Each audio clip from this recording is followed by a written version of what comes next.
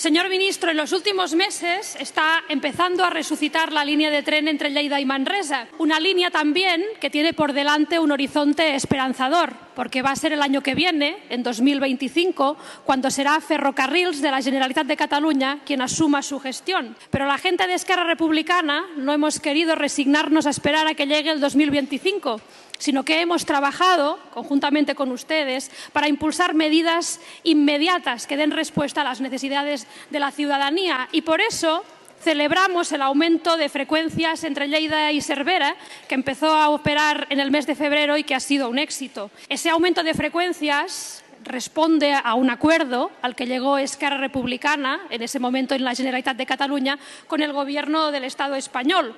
Un acuerdo que ahora pone en circulación 10 frecuencias al día entre Lleida y Cervera en ambos sentidos y que además es el Ministerio de Transportes quien asume el coste de ese aumento de frecuencias. Pero, señor ministro, hoy estamos aquí para recordarle que ese acuerdo tiene una segunda fase y que esa segunda fase está pendiente de cumplimiento, porque falta incrementar las frecuencias de tren entre Lleida y Manresa, que deben pasar de 3 a 5 al día en cada sentido. ¿Cuándo van a entrar en circulación las nuevas frecuencias entre Lleida y Manresa? ¿Cuándo vamos a conocer los nuevos horarios?